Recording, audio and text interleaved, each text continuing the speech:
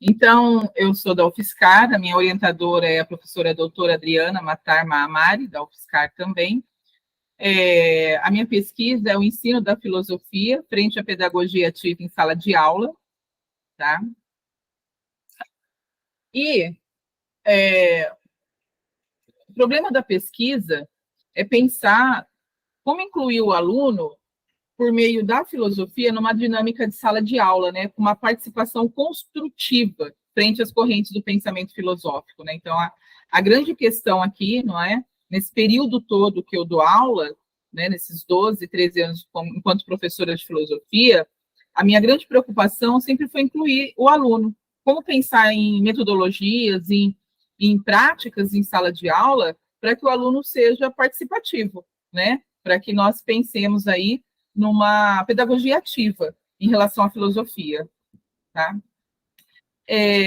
Então, ela pretende promover uma aproximação conceitual, teórico-prática, né? Investigar metodologias na sala de aula, com ponto de partida do conteúdo, né? Do ponto de partida aí do componente curricular da filosofia, tá?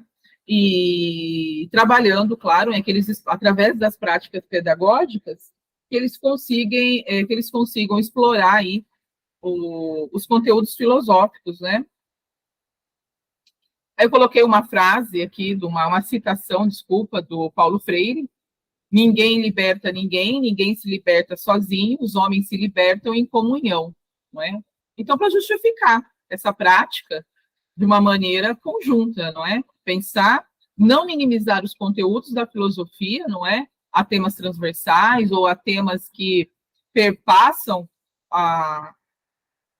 os conteúdos da escola, né? Que tenha todo o rigor filosófico, tá? Mas que ele consiga, de repente, mas que ele consiga se desenvolver, né? Na prática ali da sala de aula enquanto aluno, de uma maneira apropriada, né? Então, eu até coloco aqui, de modo que o conhecimento seja apreciado, significativo, e sendo que o aluno se torne parte desse processo de ensino-aprendizagem e faça conexões importantes ao exercício da reflexão filosófica, atendendo, né, como eu disse, ao rigor da fundamentação teórica que a filosofia implica, tá?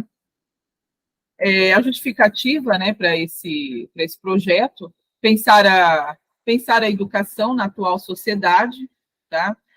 Quando a gente pensa em educação, a gente pensa na formação de um novo cidadão. Então, o que hoje a gente busca, né?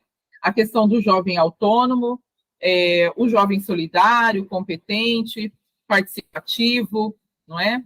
Que ele consiga contribuir a sua vida e o seu tempo, não é? Desculpa, gente, por meio aí da ação, né? Então, por meio desse tipo de ação, o adolescente adquire e amplia seu repertório interativo, aumentando assim sua capacidade de interferir de forma ativa e construtiva em seu contexto escolar e sociocomunitário.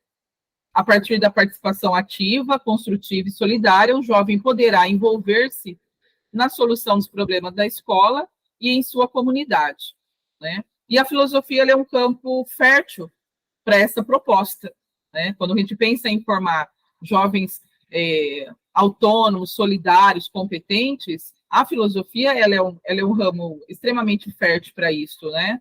Porque a natureza dela é a reflexão, a natureza dela é a ação no meio, né? Não é uma tarefa simples, justamente por conta, a gente faz a pesquisa, né, e encontra o quê? Paradigmas enraizados, né? No contexto escolar e na própria sociedade. Quais paradigmas seriam estes, né? A filosofia muitas vezes é vista, né, por uma parte da sociedade menos relevante em relação às outras disciplinas, tá? E pela sociedade ela é subjugada como desnecessária, né? Então já é um desafio. Então eu tornar o aluno atuante no seu desenvolvimento crítico, não é, no rigor filosófico, estudando os referenciais, já é um desafio para ele, não é? E ainda torná-lo atuante nesse processo, tá? E para nós também, enquanto professores, né? Então, portanto, a ação, nesse caso do projeto, seria refletir como incluir o aluno ativamente, tá?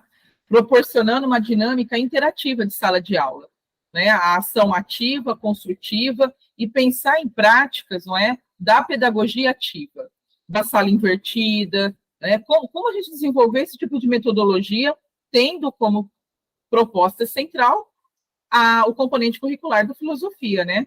E fazer com que a participação do aluno não seja meramente simbólica, né? Porque muitas vezes você vê a participação do aluno de uma maneira simbólica, não de uma maneira ativa, né? Então ele responde aquilo que o professor quer ouvir, ou ele não vem preparado para a sala de aula no sentido assim, quando você trabalha alguns temas e você deixa ali uma tarefa ou deixa uma pesquisa para ele, não é? Para que ele viesse já de uma maneira já com os textos lidos, não é? Ou com análise de vídeos, né? E que ele já trouxesse para a gente uma série de questionamentos ali, que essa participação fosse ativa, né? E que ele fosse ali o ator da sua própria história acadêmica e buscando efetivar essa prática. Então, como eu já disse aos senhores, o objetivo geral seria compreender a importância da atualização e inovação de estratégias pedagógicas para o ensino da filosofia e analisar como os professores compreendem a formação do aluno em uma sociedade que cada vez mais exige jovens que projetem sua vida e sejam protagonistas de suas ações e aprendizagens contínuas. Aí eu elenquei alguns objetivos específicos da pesquisa, né? Identificar e analisar as práticas metodológicas ativas que intensificariam a aprendizagem da filosofia, apontar estratégias que possam contribuir e fundamentar a contemporaneidade, partindo da historicidade filosófica, analisar práticas do ensino da filosofia referenciada pela metodologia da pedagogia ativa e que possui como meta integrar o aluno como principal agente da construção do conhecimento. Tá? Eu trago para vocês a fundamentação teórica da minha pesquisa, não é? Posicionar a filosofia atrelada à pedagogia ativa e o aluno como principal ator, incentivando a consolidação do exercício do aprender a aprender, não é? Que quando a gente pensa numa pedagogia ativa, é que o aluno ele consiga desenvolver competências, um conjunto de habilidades, não é? Que ele seja capaz de, mesmo fora do ambiente acadêmico, fora da escola, que ele continua ali a aprender, né? Ter essa aproximação conceitual teórico-prática, investigar práticas de inversão em sala de aula, tá? A partir de apresentação dos elementos relevantes ao desenvolvimento das práticas pedagógicas que explorem os conteúdos filosóficos que o aluno possa ter interatividade, né? E qual a literatura que a gente pensa, né, na questão do referencial para isso, né? Então, a literatura especializada, as obras de Galo, né, do Silvio Galo, porque elas refletem propostas ao exercício de pensar filosoficamente, o desdobrar da filosofia, né? Então, a citação dele aqui, não é, sem deixar à margem importantes contribuições do campo educacional, em termos metodológicos, indicando 2 modos de trabalhar possíveis para materialização em sala de aula, não é? E o trabalho pedagógico com a filosofia compreendida como pensamento, como experiência do pensamento conceitual. Outras fundamentações nós encontraríamos em Kant, Deleuze, John Dewey, o Marx, o Adorno, o Saviani, o Horkheimer, né? Entre outros, que seriam os fios condutores da pesquisa para essa investigação do ensino da filosofia e da sua contribuição para a estruturação do pensamento autônomo, assim como os conceitos, né, e finalidade da educação que estão intimamente relacionados às experiências de formação humana, tá? Os métodos de pesquisa, né, eu penso, né, a gente ainda está desenvolvendo essa pesquisa, mas o projeto ele prevê uma pesquisa qualitativa, né, juntamente com os alunos, né, da escola a qual eu trabalho, certo? Então, eu pretendo fazer com as 3 salas das terceiras séries, né? Os procedimentos padrão, né? Para você exercitar aí a pesquisa no contexto, né? E pensando nesse processo da constituição de dados, a pesquisadora organizará um questionário investigativo com perguntas de caráter qualitativo aos alunos das 3 salas, perfazendo um total de 120 estudantes pesquisados. e optando por manter o anonimato dos pesquisados, né, que seriam os alunos da terceira série do ensino médio, da rede pública. Tá? E aí eu tenho aqui as referências bibliográficas, né? E é isso, gente.